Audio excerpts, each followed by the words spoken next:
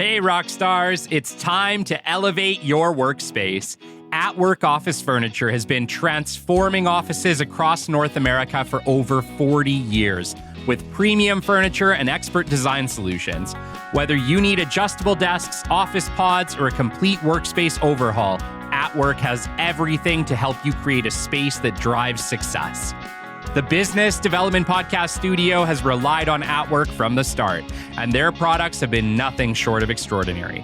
But At Work isn't just about furniture. It's about crafting environments where business thrives. Their expert team designs workspaces and maximizes productivity, comfort, and creativity. Rodney from At Work says it best. At Work's been in business for over 40 years now, and we're growing across Canada and beyond because we take care of people. We don't just sell office furniture, we make sure it works. It's fast and hassle-free. At Work is on the move, bringing high-quality office furniture and expert design solutions to more businesses than ever. Whether upgrading a home office or outfitting a corporate space, At Work delivers and installs your ideal workspace anywhere in North America. A well-designed office is an investment in your success. Visit atwork.ca, that's atwork.ca, to explore their incredible range and transform your workspace today. At Work Office Furniture, empowering entrepreneurs to create, thrive, and design their futures. Welcome to episode 238 of the Business Development Podcast. And today we're joined by a true marketing legend, Geoffrey Moore, author of Crossing the Chasm and advisor to giants like Salesforce, Microsoft, and Adobe. We dig deep into innovation, disruption, and what it really takes to cross the chasm in today's hyper-competitive world. Stick with us. This is an episode you won't want to miss. The great Mark Cuban once said, "Business happens over years and years. Value is measured in the total upside of a business relationship, not by how much you squeezed out in any one deal." And we couldn't agree more. This is the Business Development Podcast, based in Edmonton, Alberta, Canada, and broadcasting to the world. You'll get expert business development advice, tips, and experiences, and you'll hear interviews with business owners, CEOs, and business development reps. You'll get actionable advice on how to grow business. Brought to you by Capital Business Development, capitalbd.ca. Let's do it. Welcome to the Business Development Podcast. And now your expert host, Kelly Kennedy. Hello, welcome to episode 238 of the Business Development Podcast. And today it is my absolute pleasure to bring you Geoffrey Moore. Geoffrey is a titan in the high-tech industry, renowned for his pioneering work in understanding and navigating the complex dynamics of disruptive innovation. With over 3 decades of experience, Moore has become the go-to advisor for both ambitious startups and established enterprises seeking to transform their markets.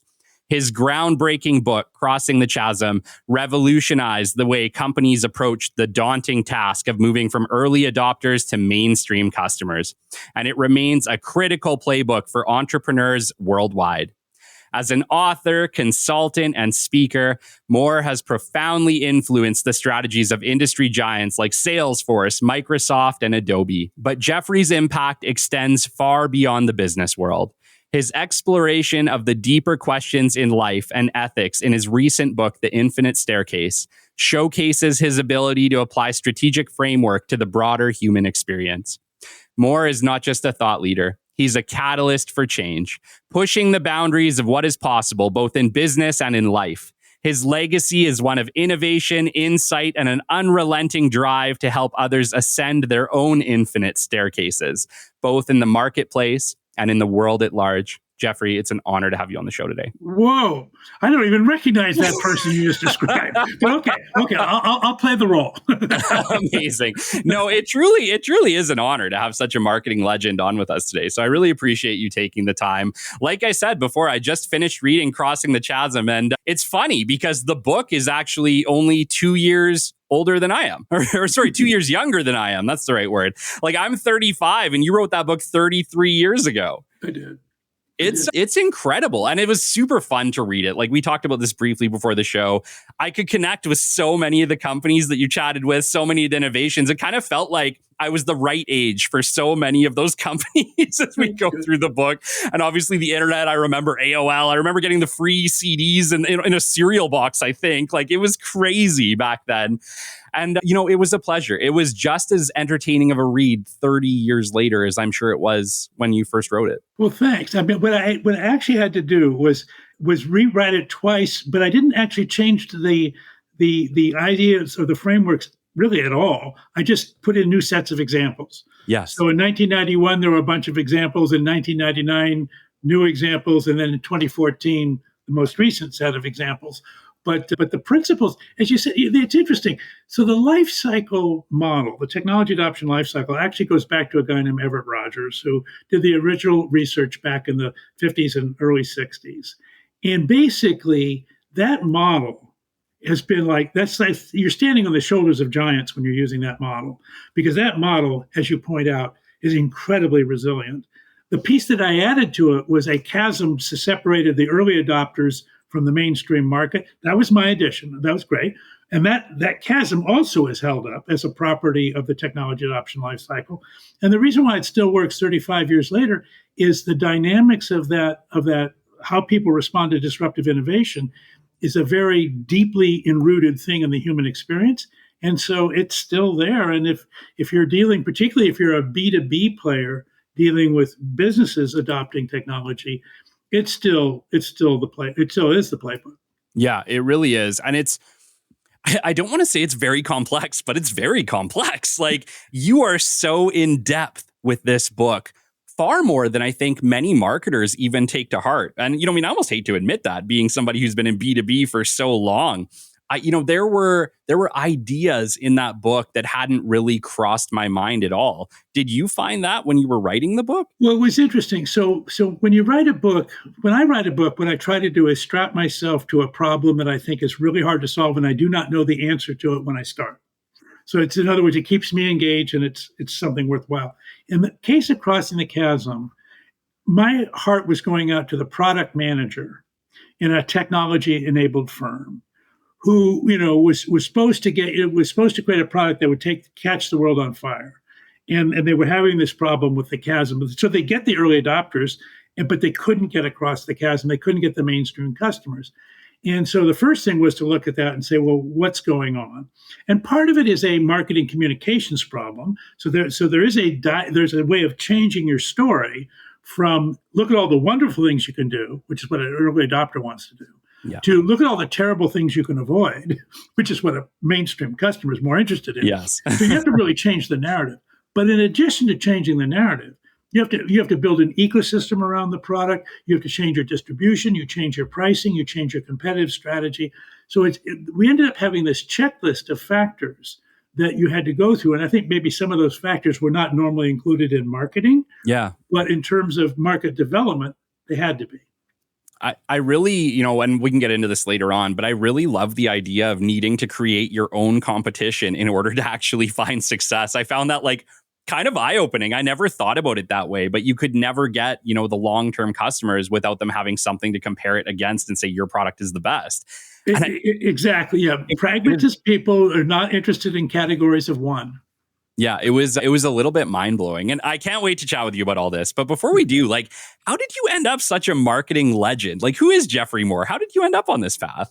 Well, Geoffrey Moore did not start on a marketing path. Geoffrey was an English professor. Wow. Geoffrey was in love with literature. His mother was in love with literature, and I was a American Lit major at Stanford. I got a PhD in medieval and Renaissance literature from the University of Washington.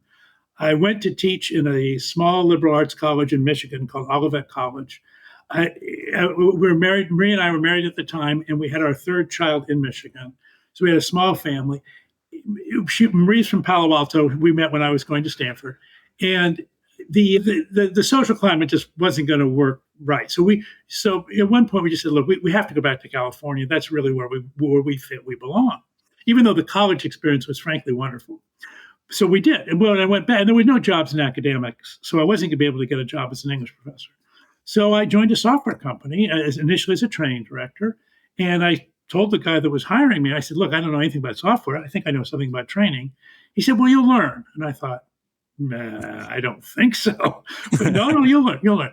Okay. So anyway, he believed in me, which was very nice. And he mentored me, and it was great. And so I was at that software company and learned a bunch about software and a bunch about, I realized at some point in a tech company, you either sell it or you make it. They're really, I mean, being a staff person is not as much fun. So I knew I wasn't going to make software. So I thought, well, maybe I'll sell software. And I was kind of a gift of, I'm Irish heritage. I mean, like I like people, I like talking. Okay, we'll do that. And by the way, I was a very good presenter. So that was great. So we went into sales. Turned out I was better at opening than closing.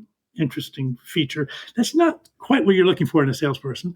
But eventually what it led me to was to marketing, which was like, well, what's hard about this? And the transformative moment in my journey was I joined a company called Regis McKenna, which was the premier marketing consulting company to high-tech enterprises in the 80s, just by far. And when I got there, it was like, I'd just come home. I mean, it's like, I love everything about this. I think I'm good at everything about this. This is great. So I was 5 years there, and it was a wonderful place to be because that was Mecca for high-tech marketing. So everybody and his mother came through those doors. And I had a role where I kind of sat in on most of the strategy sessions because I was sort of a framework guy, conceptual guy. And so I was just able to see, I mean, people said, how do you do the research for that book? I didn't do the research for that book. I just sat in the room. Yeah, I was in the room, like in Hamilton, in the room where it happens. And the book came out of an attempt to sort of say, well, how would we write a playbook to do this? And that was the book, Crossing the Chasm. And being an English professor, writing was really fun for me. So I liked the writing, so that was great. And it came out, and I think like I asked oh, by the way, somebody introduced me to a literary agent. So for those of you who want to write a book, you do want a literary agent who, kind of takes you through the steps. And we did. And, we thought, well, could we ask for a $10,000 advance? I don't know. No, he wanted to ask for a $50,000 advance. Yeah. And we got this one company, HarperCollins, who said, well, no, but we'll give you a $10,000 advance. And so I asked them, I said, well, so for a $10,000 advance, how many copies would you have to sell to break even? They said about 3,000. And they said, well, okay, what would knock the cover off the ball be? 6,000. I said, okay, so could we raise the royalty for anything over 6,000 books? Sure. Okay, so basically it's now sold between 1 and 1.5 million. Wow. So but the way it built was interesting.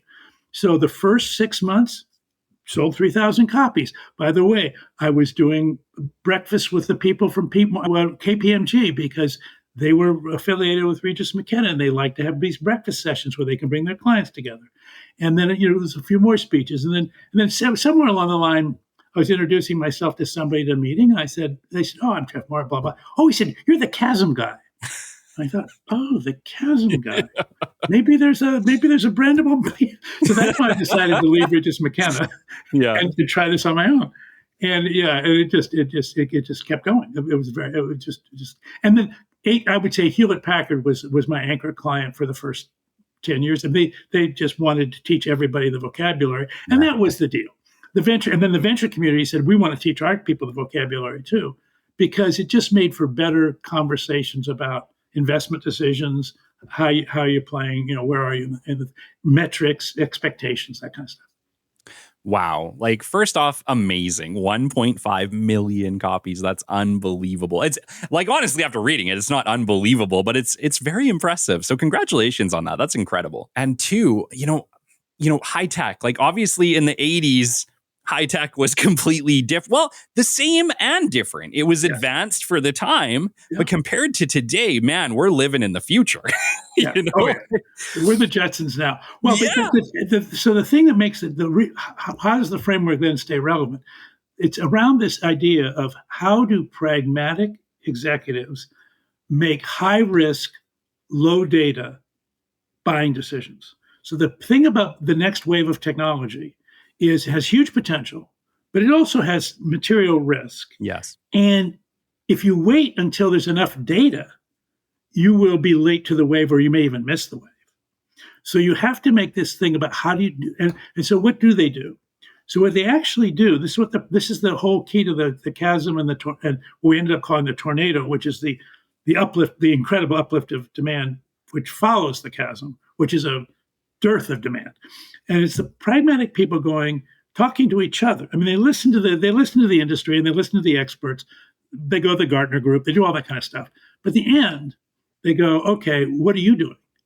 And they say, well, I'm not doing anything yet. How about you? No? Okay, me neither. Okay. Mm-hmm. So that creates the chasm, by the way. That's the junior high dance moment where nobody's going out on the floor. Yeah.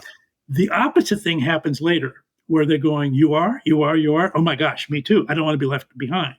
So it creates this really peculiar rhythm in an adoption life cycle where it stalls, and then it blows. It blows up. And so that was the core of the framework. One of the questions that I had regarding the book was, what is typically the timeline between, say, the chasm and the pragmatics hopping on board? Is it a long time? It has to do with, well, first of all, there's two things. You can influence the timeline because early on, and this was the whole point behind Crossing the Chasm, there will be a subset of the target market who is motivated to adopt earlier, not because they believe what you believe or believe in the new thing, but because they're in trouble. They're in charge of a business process that just is under pressure. It's breaking. It's not working. They've applied every conventional solution they can. It's not helping. And so they look across the chasm to all this new tech over there, and they're going, if there's anybody over there that can help me, I'm open for a meeting. Yeah. And so then what you have to do as a vendor to accelerate that is you have to not only bring your cool new thing, you have to bring the whole, we call it the whole product. Actually, Ted Levitt was a guy called the whole product, but we stole the words. Stealing is good, by the way.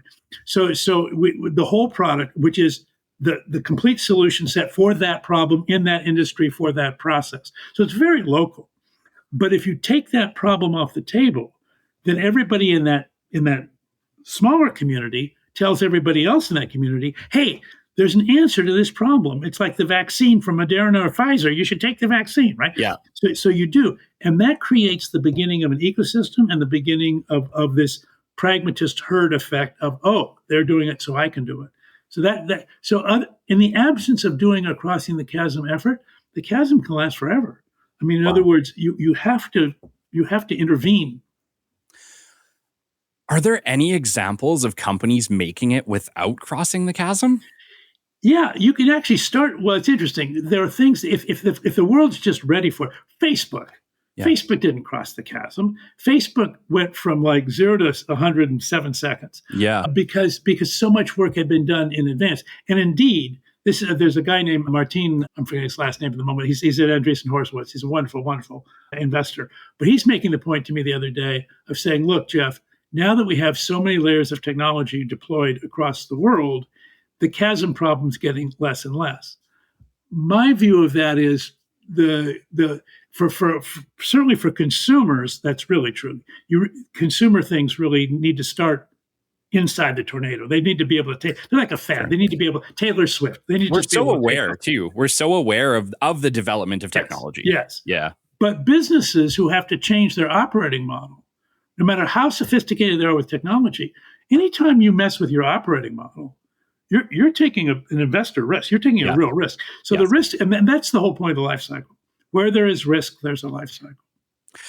Interesting. So kind of what you're saying is that on the consumer market, maybe it has been alleviated. But really, when you get into big corporate, when you're selling to corporations, it's as evident as ever because they're not willing to take that risk until you've proven with beyond all doubt that it is going to be the effective solution. Or they're under duress to fix something that they can't fix by any other means. Yes, that's absolutely correct. And so the consumer thing, the thing about the consumer thing is it's a risk. Is TikTok a risk? Well, yeah, but you know what? Then just deinstall it. So it's not, the amount of risk is so low, that's why you can play the game.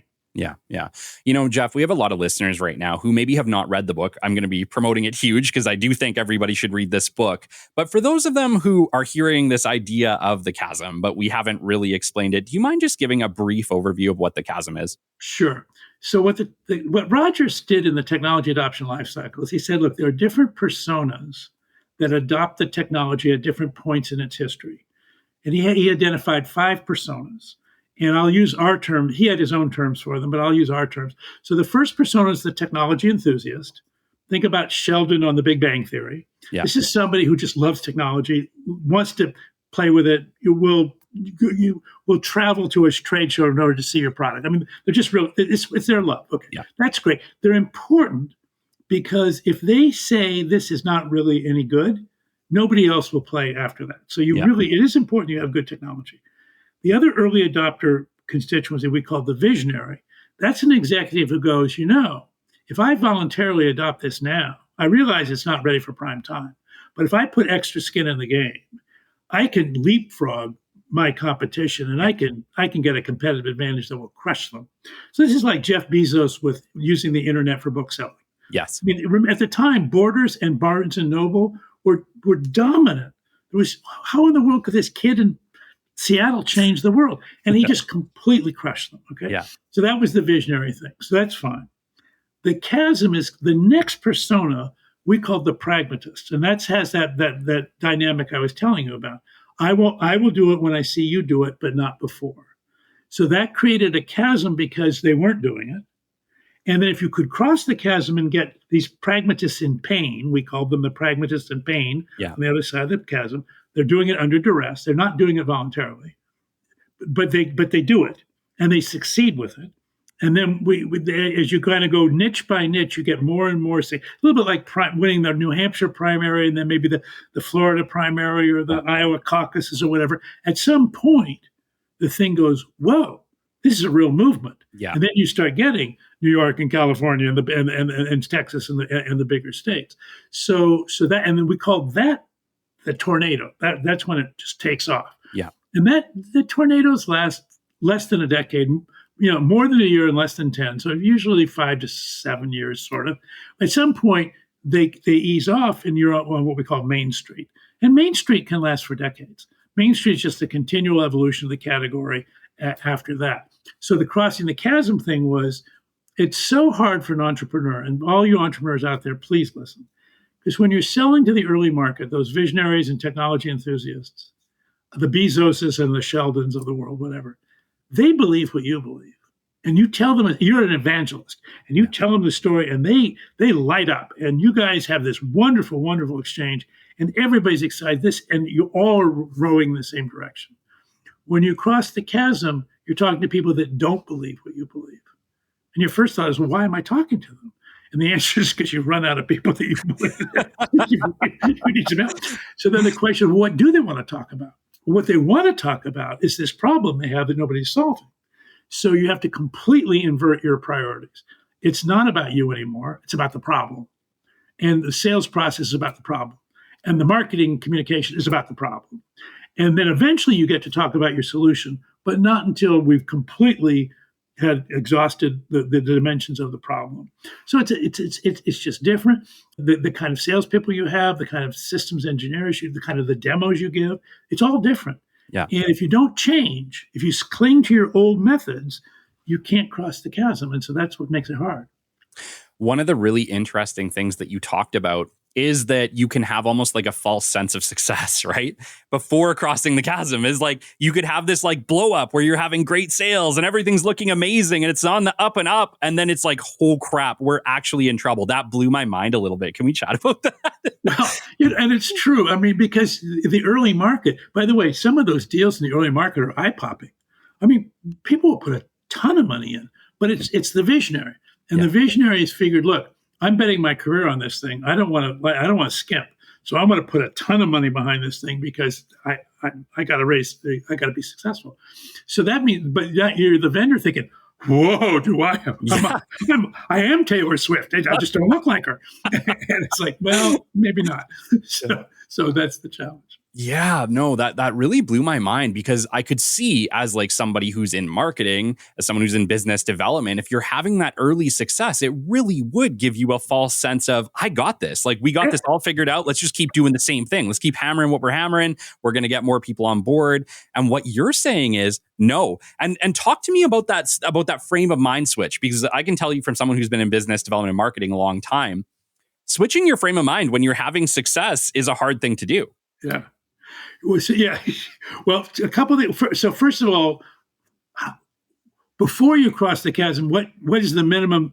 What do you have to accomplish before you cross the chasm? And what we would say is you need at least one marquee reference. And what that means to us is it's a company that everybody's heard of. By the way, they've never heard of you. So, but they've heard of this company. And that this company has gone all in on whatever your disruption is. So, and what you did in order to make it work, because there was no partners, there was no standards, there was not, you put a ton of probably your engineering team and anybody else in your company, and you just put them on the project. You treated it like a project.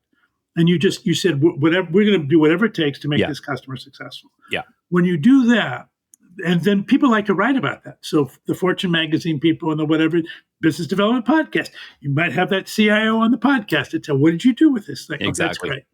But now we got to get systematic market development.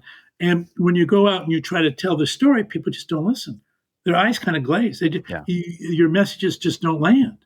And so that's when you have to. So I don't think people change their frame of reference because they're just thinking, well, I'm bored on a Tuesday. And they certainly don't change it the day after they sold the big deal. Yeah. They're just too happy. But there comes a time when they look at their fund, and here's what really happens. They look at their pipeline and they realize my pipeline is not. I mean, the truth is they're a little bit like a python that swallowed an elephant. That first thing was an amazing meal, but it's like, you're not going to have like a pipeline of elephants. Yeah. And so then it's like, I have a pipeline of rabbits, but that's a different hunting process, and that's a different deal. Yeah. And one of the things that I've realized in my time in business development and marketing is that you can lose a company at any time for any reason, right? They can leave at any time for any reason. And so many people get comfortable with what they have and they stop doing business development and marketing and think, we're good. Like, we have so much food coming in. We don't got to keep hunting. But the reality is, like, you can lose your customers at any time for any reason. So you always have to be on the hunt. And, reading the book and thinking about the pragmatic situation and working with the pragmatist, it's really hard because, like you said, they at that point, it's word of mouth that's really spreading, the credibility for your product. But how do you get those first pragmatists on board? Because they're going to be so reluctant to make that jump, to try something big. Do you really just have to go all in and try to give them everything they want just to get them on board in the first place?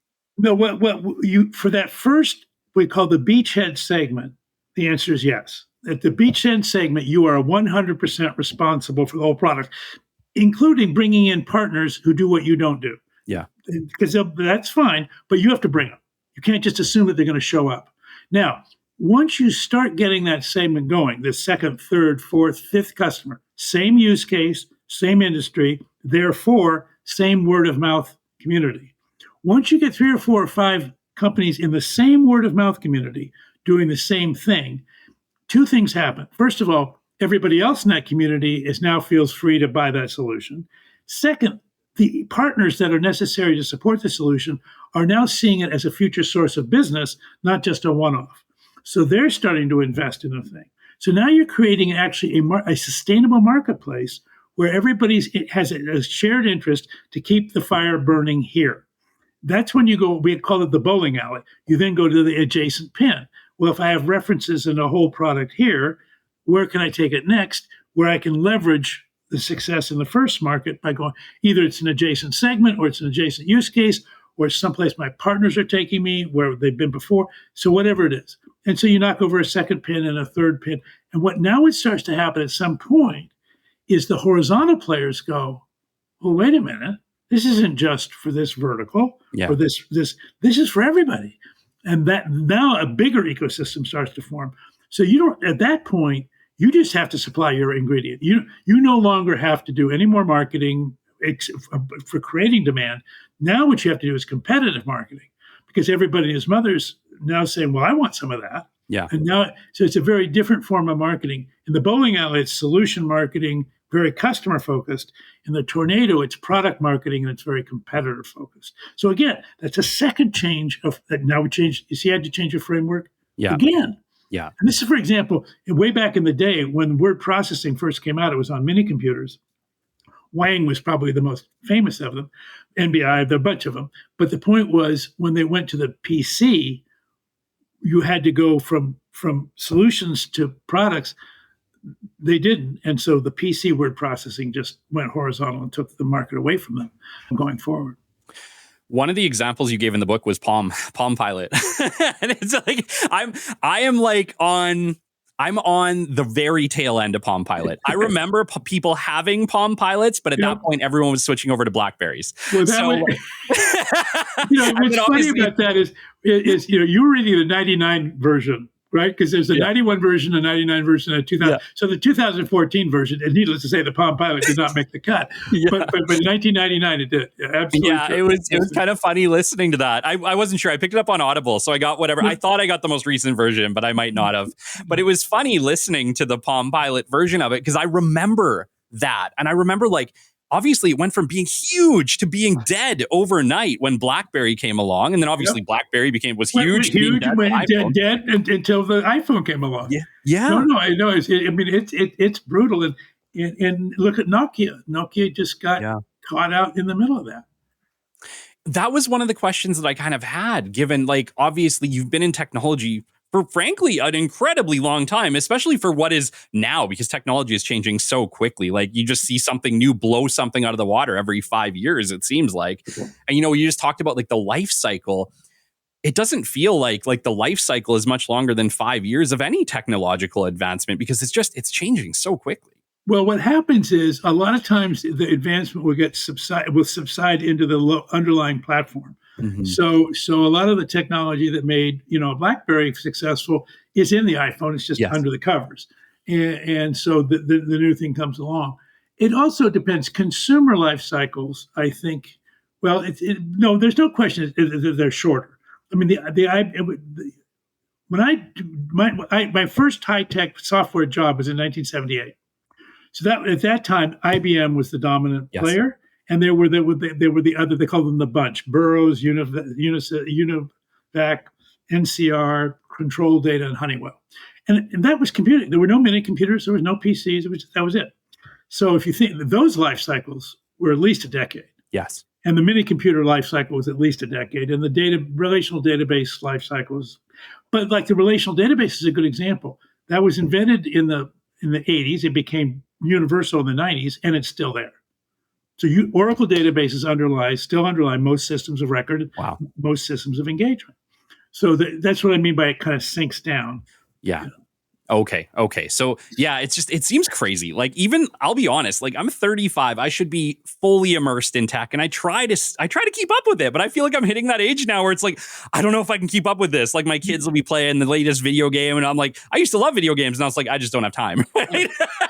And by the way, your neurons are now committed elsewhere. By the way, when you get to my age, neurons, you need to save your neurons.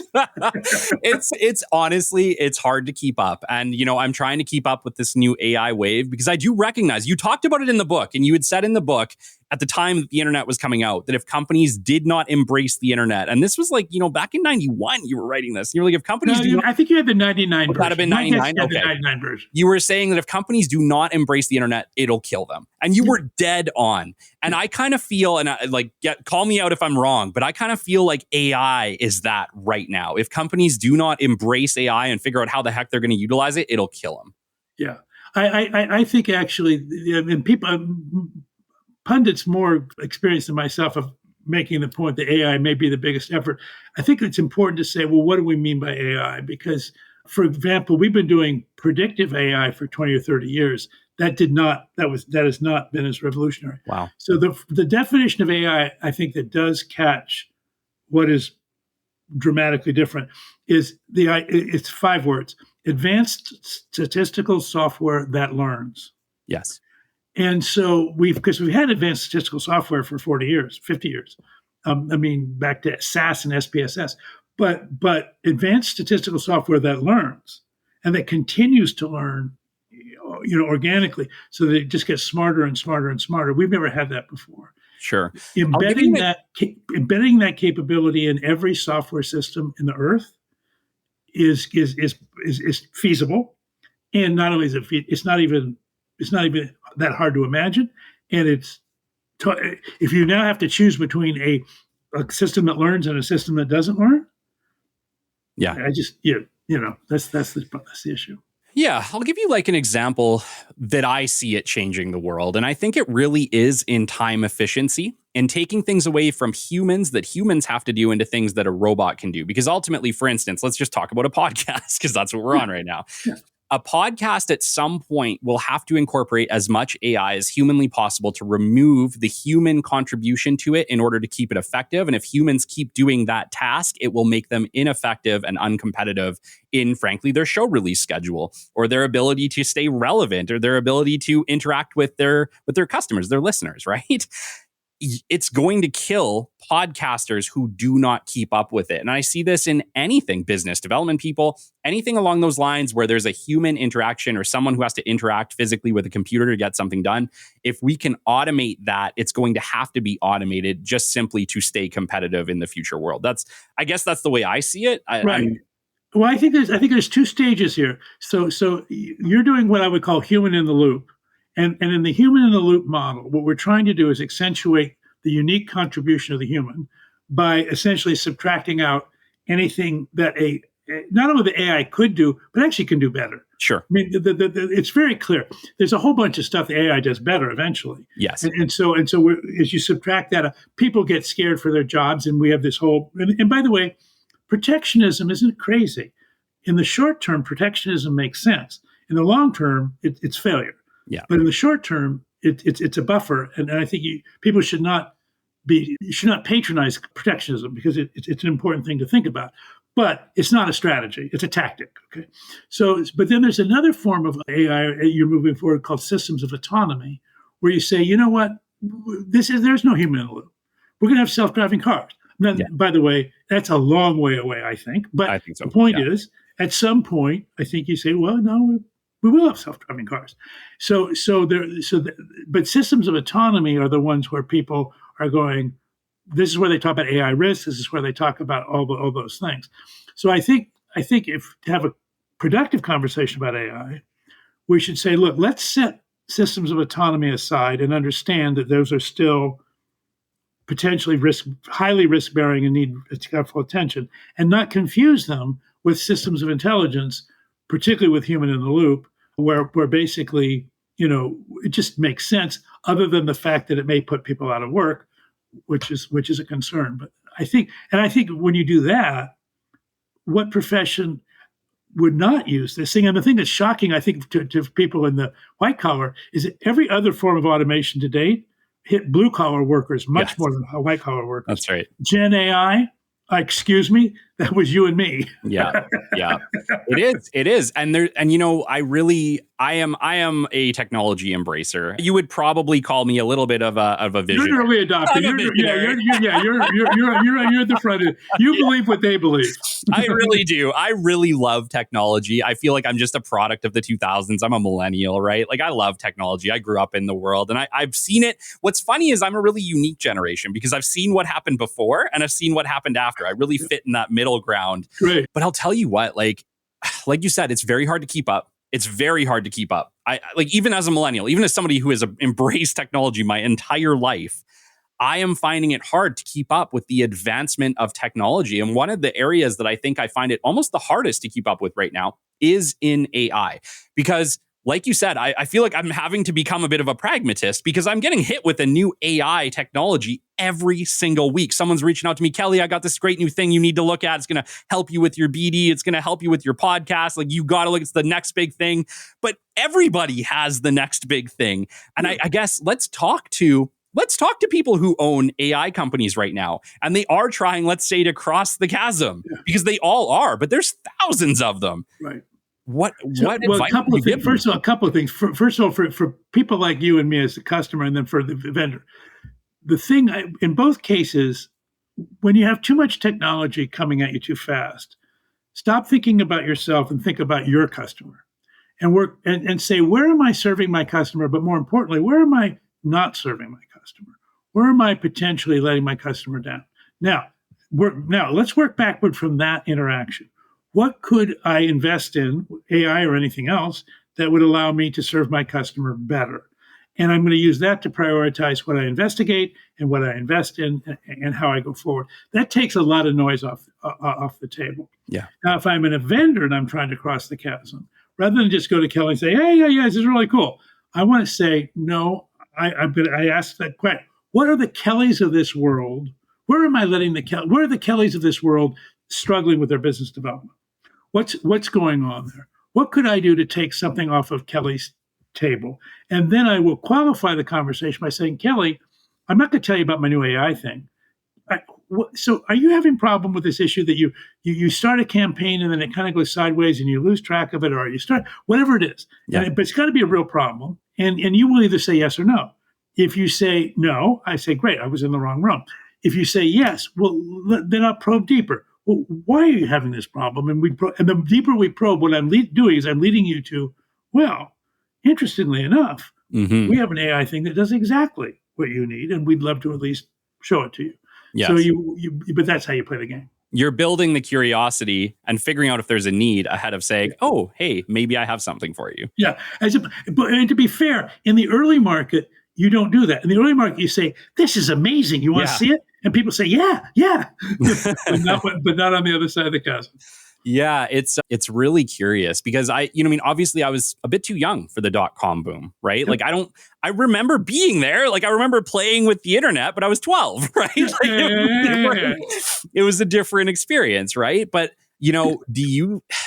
was it like this in the .com boom where there just felt to be like a bajillion things coming at you at any given moment? I think this is where I think Martin Casado has got the point. Every layer adds another set of exposures. So therefore you can have more things happen more fast, and you get more deployment. The other thing that's happened, which is interesting, is the digital economy doesn't require as much capital investment as the industrial economy, because you don't have to build as many factories, you don't have to build inventory, you don't have to build distribution. I mean, there's a whole lot of stuff. If it's digital, you don't do any of that stuff. Which means digital companies have returned much more capital than the industrial companies ever could, which means there's a ton of money sitting around and with financial managers wanting to put it to work. That's what financial managers like to do. Well, at some points, like, we don't need that much money. And so then they start putting it to work in screwier and screwier ways, and then crazier and crazier investments. So you get this plethora of stuff, most of which in a scarcer economy would not have been invested in the first place. And so there's a lot of noise right now. And I think that digital noise is going to, and then we have state economies who are doing a version of this as well. So I think there's going to be a lot of digital noise for a long time to come. Yeah.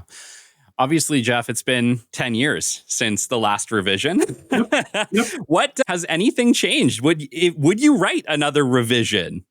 Well, I think you have to wait for the books, the examples in the last version were companies like Salesforce and Box, and so they were mostly SaaS companies and Workday and those guys. And I tend to be an enterprise software guy, so that's kind of the center of I'm not a consumer guy. So therefore, there's the whole consumer thing. So, for example, Lean Startup was a much better book for consumer than Crossing the Chasm, and vice versa. For B2B, Crossing the Chasm is much better than Lean Startup. Minimum viable product was kind of the key idea. In consumer, that's kind of like, duh, get that out there as fast as you can. That's right. But if you're in nuclear energy, a minimum viable product may not be the best idea. So that's happened. But then I think the smartphone. So what are the things that have changed since then?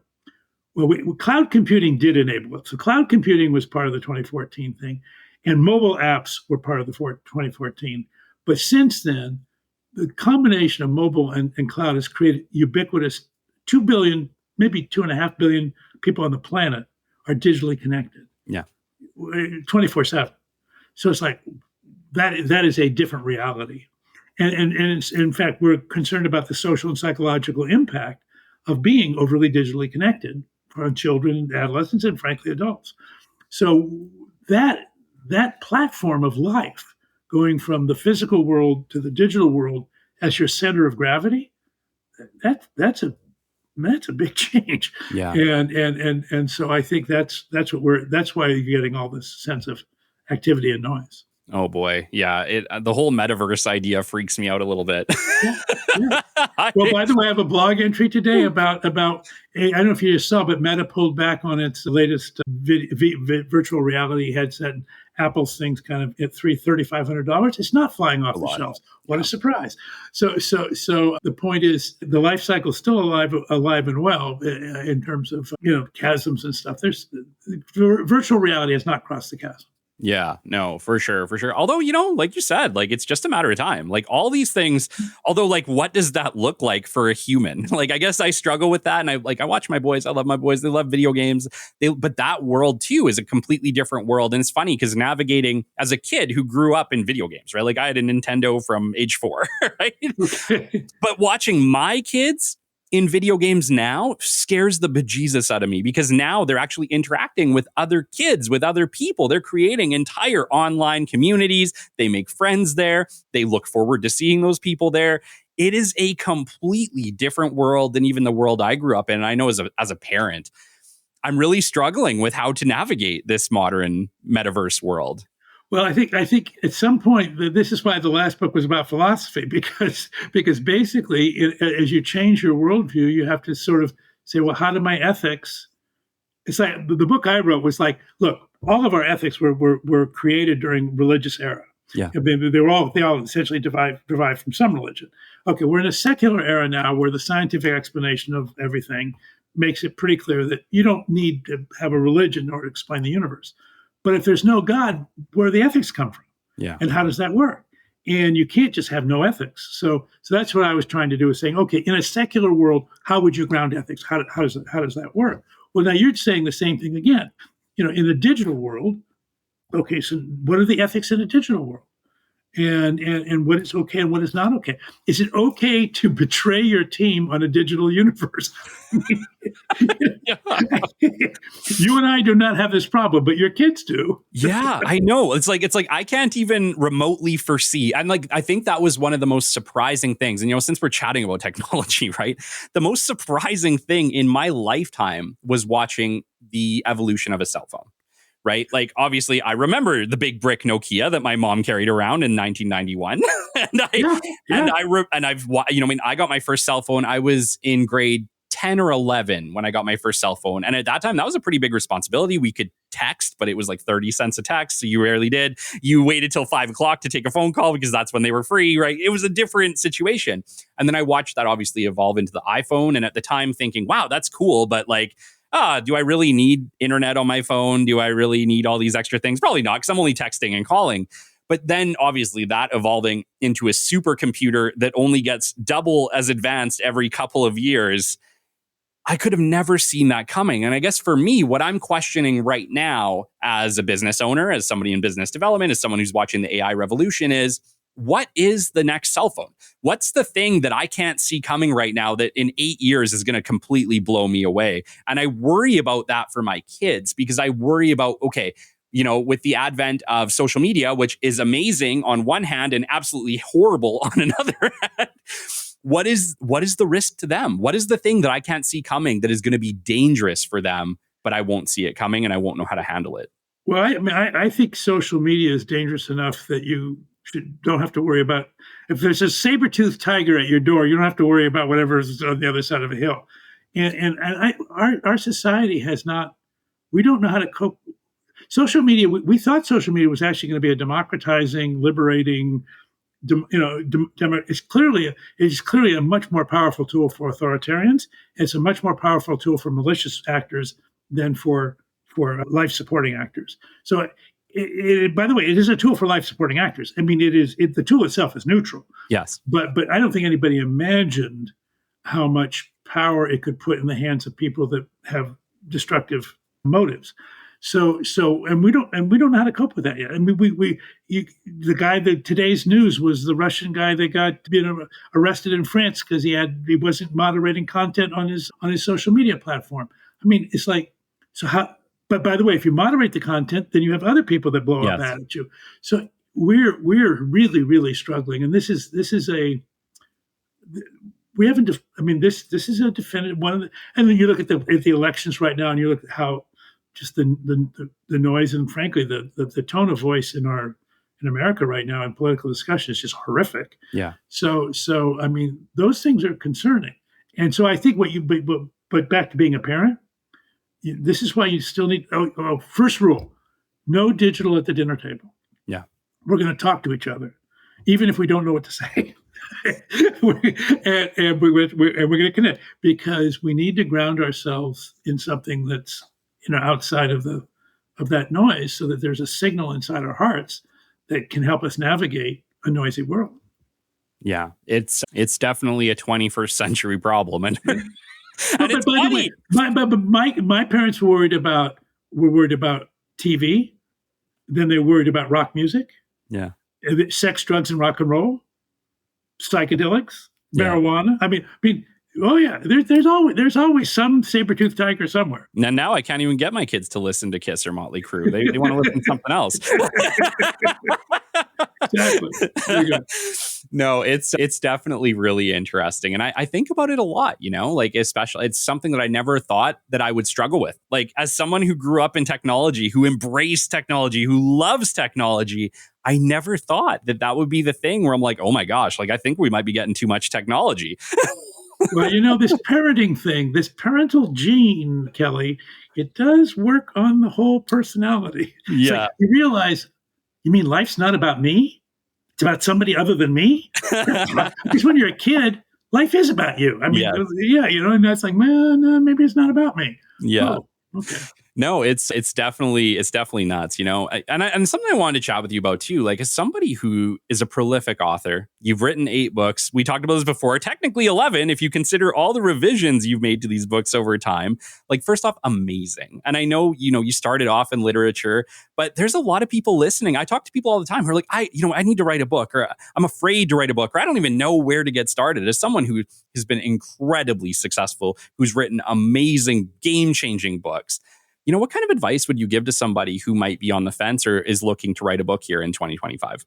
Well, I think if you're not, first of all, if some people are compelled to write, like I will probably pass from this planet with a pen in my hand. I mean, just because so set aside the people that are just compulsive. So then the question is, well, why would you write a book? And the answer is because I need to get a platform for change in the world that I can, a business development process, or if you're a social entrepreneur, a social development kind of process. So to do that, and if you're not compelled to write, first of all, it's not a bad idea to pair up with somebody who is a writer and to co-write it with, it'll say by Kelly Kennedy with so-and-so below, and the so-and-so below somebody that actually wrote the entire book, but basically it's your book and they're putting in themselves. That's number one. But even before that, at least in my experience, was I got introduced to a literary agent before I'd written a manuscript, but literary agents can talk to you before that. And what you realize is say that you want to write a book proposal. And it turns out what a book proposal is, it's a something you give to a publisher, or the agent gives to a publisher, that essentially describes why is there a market for this book? Who is the market for this book? Why would they buy it? And how would the author help sell it? And so they're actually thinking about it as a business, right? Yeah. And, which is not what you're thinking. When you want to say, I need to write a book, that's not what you're thinking about. Yeah. But if you're going to have a publisher, now you can also self-publish on Amazon. And if you're good at social media promotion, that actually works really well. But you have to be good then you're going to promote the book, not the publisher. By the way, publishers are not that good at promoting, so that's increasingly an avenue to consider. But the problem there is who's going to pay your co-writer. I mean, there's money in the deal. Having said all of that, then I think the next thing is you need to write about I use the word problem. I'm not sure you always have to use the word problem, but it's got to be something that's important and urgent and not solved. If all you're going to do is write stuff that people already know, frankly, just go on ChatGPT and get it in 7 seconds. But if they don't already know it, then that's what requires you to lean in and do. So I think that's a piece of it as well. Oh, and one last thing. So in my case, I'm also a speaker, and I would say even before people paid me to be a speaker, I used to give Crossing the Chasm talks for free. Because it was kind of, you go to a trade show, they get a speaking opportunity. Yep. Or lunch and learn at a company cafeteria. I think trying out your book as a speech is great because A, you find out what lands and what doesn't land, and B, you actually are creating the outline from your book in your speech. And when you got the speech that finally works, that's probably the outline for your book. That's amazing. I've never heard that advice before, so that's great. Yeah, I think there's a lot of people who are just like on the fence. Like, I think a lot of people think that they can write a book and get rich. And I think I've talked to enough authors right now to know that that is not the common practice of what happens. No. To be fair, I don't think about the book as, I mean, the publisher has to think about that, but you should think about the book. Well, for example, so yes, Crossing the Chasm sold 1.5 million copies. Great. The royalty, great. So but compare that to the amount of business it generated. I mean, it created 3 different firms. It created 30 years of consulting business, speeches. I mean, it created tens of millions of dollars of business easily. Yeah. Forget about it. So you would give the book away on street corners if you had to. So don't think about. I would not think about the book as a source of. And now, if you write a novel, very different. By the way, if you can get your novel into a movie, score. Way to go. That's a different economics. Yes. No, that makes a lot of sense. And I think, you hit it on the head. It's like, don't write a book to get rich from the book. Like if you're a market leader in something, you'll find other ways, but use it essentially as a resource for people. Yeah. That's the right way. Yeah. And that's great. And it does help. And then people read the book and they say, okay, what happened to me was, so how did this business get started? Well, I went on my own. It was a company called Lawson Software. They read the book. They said, why don't you come out and give us a talk? Came out, give them a talk. They totally bought into the entire thing. So they looked at me and said, we're not going to do this without you sticking around. So we want you on our board of directors. Wow. So I've joined the board of directors. I mean, the point is, if the people, if they buy into your thing, then they want you to stick around. And that creates, either a consulting opportunity or, speaking opportunity and typically you write a book, you get speakers. People are always looking for speakers. Say, okay, so you give a talk. Somebody in the talk comes up to you and says, that's pretty interesting. Why don't you give a talk to my company? You go to that company. We say, well, we got this problem, but we need your help. So why don't you come and do consulting with us? Then when you do consulting, what you discover is, I didn't really understand the problem as well as I thought, did I? Yeah. Because we have these other problems. And so you have to invent solutions during the consulting project that help the customer. And you say, well, okay, I'm just going to add that one little extra slide to my presentation. I'll be fine. Then you do another one. Well, I got to add 2 more slides. Pretty soon you get enough slides. I got to write another book. No, it's so funny too, because even when I'm working with business development clients, right, every single one of them has something additional or something more for you to consider. One size never really fits all, but it can give you a nice outline. But you're right. There's always another slide. There's always something else to consider. Yep. So when the center of gravity gets too heavy on the other side, you go, okay, I need another platform. Yes.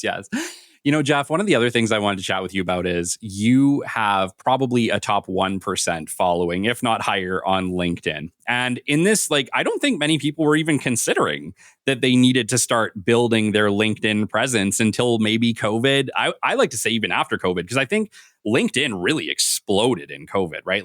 There was pre-COVID LinkedIn, which we knew how to use, but not really. And then after LinkedIn, it was you best figure out how to use this damn thing because it is here to stay. You're sitting close to 700,000 followers. What is it like to grow to that level? And then what kind of responsibility do you have when you have a following like that, which is, I think, something people don't consider? Yeah. For me, first of all, LinkedIn represents my target audience. I'm a B2B marketing person. This is a B2B. This is not Facebook. This is not TikTok. This is business to business. So that's number one. I think number two is, and actually something's happened to LinkedIn in the last, it's post-COVID, where people are starting using it more like business Facebook. Yeah. I think that's a misuse of LinkedIn, where I just think that's not what I would put on LinkedIn. And it's going to make too much. If I were the LinkedIn people, I'd worry about it because it's creating more noise, less signal. The signal on LinkedIn is, what are business people thinking about, talking about, and investing in, and struggling with, and whatever. So back to the responsibility, I think, everybody has a brand promise. So you have to think about, well, okay, what's my brand promise? In my case, my brand promise is I'm going to try to look at the situation through a business person's eyes, with respect to technology adoption and all the forces in the industry, and particularly if you're in a high tech company, that's ground zero for me. And I'm going to try to think about what are you struggling with, and then I'm going to try to take the frameworks that we've developed over the last 35 years. And there's probably a library of 20 or 30 frameworks. There's a lot of frameworks after that kind of time. What framework would help straighten out this problem best? And then write a blog post against it. And my blog post always ends, that's what I think. What do you think? Mm-hmm. And so because I definitely want to pull in people to that dialogue. And the more people that get pulled in, the better. So it's really about creating a conversation. That's really what you want to do at the end of the day. You don't want to just put a statement out to the world. Right. You want to interact with people. Right, but you need to provoke the conversation, not just evoke it. So you can't just say, "Well, what do you guys think?" or like, "What's keeping you up at night?" That creates too diffuse a response. Yeah. So you need to say, "I'm going to make a provocative statement, but I'm provoking you in order to encourage you to disagree, not necessarily to agree." But I want to get to the efficient frontier of where the problem is, because what people tend to do, and what frankly makes much of what's on LinkedIn, and frankly, much of what's in any medium tiring, is they restate the general consensus. It's like, okay, but we kind of knew. And if I didn't know the consensus, ChatGPT will tell it to me in 7 seconds. And by the way, it really will. Yeah. You will really get the consensus. Yeah. So that's not what we need right now, people. We need people at the efficient frontier of where the consensus breaks down. What do we think is happening there?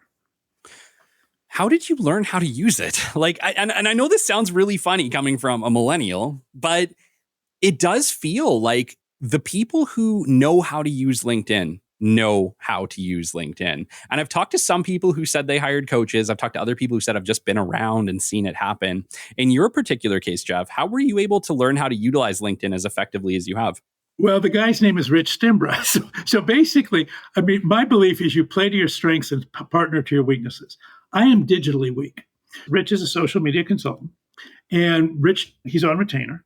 And so basically what he does, what I've asked him to do, now this is something we've developed over time, but the current thing is every week on the weekend, he will send me a list of between 3 and 7 topics, each with they're always in response to an article somewhere. Might have been in Harvard Business Review, might have been on LinkedIn. Most normally they're not, mostly other media.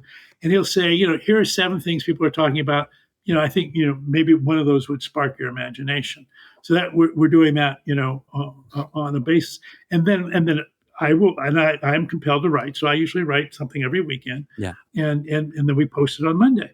So that's what I'm doing. And again, I think if you're genuinely at the efficient frontier of any interesting question, your audience will self-organize around it. Yeah. If you're trying to promote yourself, that's what I find annoying about LinkedIn. There's too much self-promotion, and it's like, God bless you, And there's also too much attaboys. I mean, by the way, some attaboys are fine, okay, great, but it's like, come on, let's get to stuff that matters. And that's a lot of people. That's not what they're doing. They're just either advocating for themselves or they're doing something that's, you say, well, okay, God bless, but not very interesting.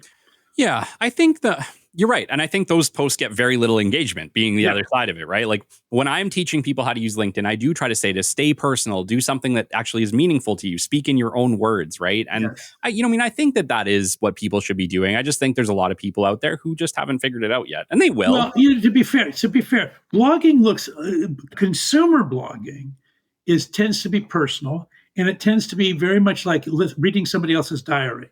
Right.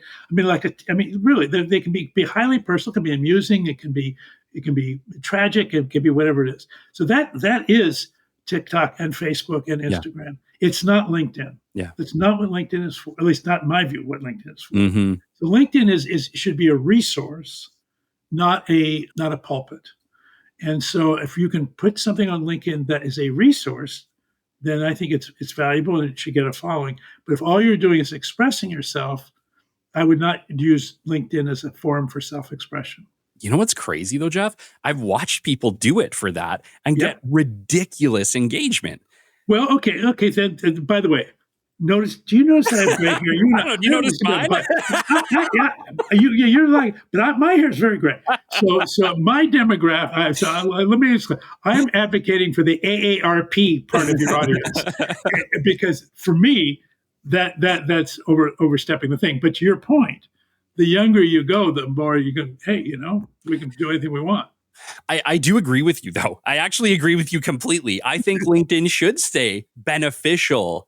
But yeah, it is one of those things where it's like, if you look at what's getting engagement, it really is. The problem now is LinkedIn's going to lose its market. Yeah. I mean, if you think about how LinkedIn makes money, if you think about how LinkedIn adds value, this is not adding value. I mean, it's just noise. It's not it's subtracting value in the way that noise subtracts value from being able to detect signal. So if I were the LinkedIn folks, I would try to think of some way I don't know how I would do it. We're back to now, how do you moderate social media? Yeah. And the truth is, we don't know yet. But by the way, advanced statistical software that learns should help moderate something like this problem. It'd be a human in the loop, but it should help. In Canada, man, they're filtering ours. I'm not thrilled about it. They filter the news we get here through social media in Canada, which is tyrannical. Well, the problem then is because then you get Canadian. So it's Canadian social filtering, right? Yeah. We know how we filter. We just take out all the extremes and we leave the middle. Yeah. We just leave the opinion we want them to see. Well, no. We leave. No. I'm going to say this is an American talking about Canada. We try to land on the opinion of least astonishment. There you go. Yeah. I don't know. I'm still of the belief that news should be free, but whatever. But seriously, stay with that because it has to be free. I mean, at some point, first of all, it's going to get out one way or the other anyway. So that you can't stop COVID you have to vaccinate. You can't just say isolate. Remember, we did try isolate. China tried isolating, not very successfully. Vaccinate, don't isolate. So the same thing. You let it out there, but then this is back to your dinner table. I want you to have your kids around the dinner table for their vaccination. Now you can go out and play on the internet because we vaccinated. Yeah, exactly. No, this has been amazing, Jeff. And one of the things that has come to my mind throughout all this is I know that you obviously have books out there and we're going to promote them for you, but are there other services that you also provide? Are you still consulting? I know you're still on board of directors for a few different boards. Are you accepting more offers on that front? What is it that I know you're doing public speaking. Do you still take on any of these engagements? So it's interesting. There are still two consulting firms so I'm chair emeritus of these firms. So the Chasm Group and TCG Advisors. Chasm Group more oriented toward startups and Crossing the Chasm. TCG Advisors more oriented toward established companies. And the latest book called Zone to Win, which is basically how does a big enterprise cross the chasm? Because it turns out it's the same problem as a startup, but a startup does not have a problem of focus. I mean, it only has one place to go. But a big company has a lot of problems. How do I manage a disruptive innovation while I'm still trying to run the core business? And it turns out that's where I'm spending most of my time right now, with large enterprises that are struggling with that problem around this zone management framework that was in the last book. But other than that, I have a very few relationships when I'm an advisor, and I give speeches, but typically, in forums. By the way, I don't know who invented the speaking business, but God bless them. They pay you way too much money. You always fly first class. You give limos. It's like blue M&Ms. Whatever. So it's like, I'm kind of hooked on that. Yeah. But that's probably mostly what I'm doing these days. Amazing. And if people do want to book you for speaking engagement, how do they go about doing that? But they go to the LinkedIn thing and just send me a message on LinkedIn. And I live in a bubble, by the way. There's some wonderful people that surround me that take care of all the stuff that I'm bad at. So all I have to do is be on podcasts or write books or give speeches. I don't have to do any of the work.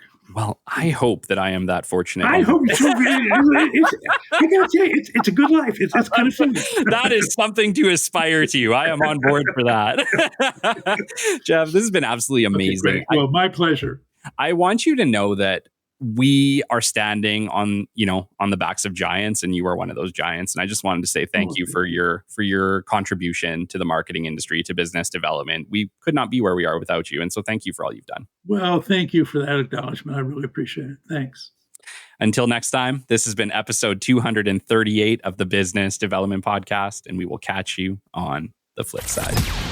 This has been the Business Development Podcast with Kelly Kennedy. Kelly has 15 years in sales and business development experience within the Alberta oil and gas industry and founded his own business development firm in 2020. His passion and his specialization is in customer relationship generation and business development. The show is brought to you by Capital Business Development, your business development specialists.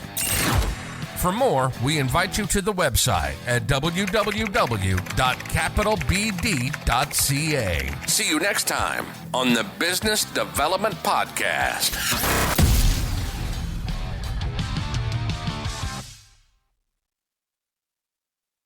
Rock stars, let's dive into something game-changing. Hypervac Technologies, leaders in air duct cleaning innovation. Did you know that they started as a small family-run cleaning business in southern Alberta back in the 1980s? That's right. They've walked in your shoes and understand exactly what you need to succeed. Hypervac has taken that hands-on experience and turned it into powerhouse solutions like the Revolution 360 vacuum and the cutting-edge Cobra View camera system. These tools aren't just designed to clean. They're here to redefine efficiency, helping you tackle more jobs with less hassle. Here's what sets them apart. Their top-selling non-PTO air duct truck has become the gold standard in North America. Add to that immediate worldwide shipping, overnight freight to Canada and the USA, and every product being built right here in North America. Well, you've got a partner who's invested in your success. But let's talk impact. Hypervac's mission is bigger than just cleaning ducts. It's about making every breath count because, as they say, your ducts are your lungs. With over 40 years of industry excellence, they're the trusted choice for professionals around the globe. So whether you're looking to upgrade your equipment or start the next big chapter in your business, Hypervac has your back. Head over to www.hypervac.com to see how they're helping pros like you take the industry by storm.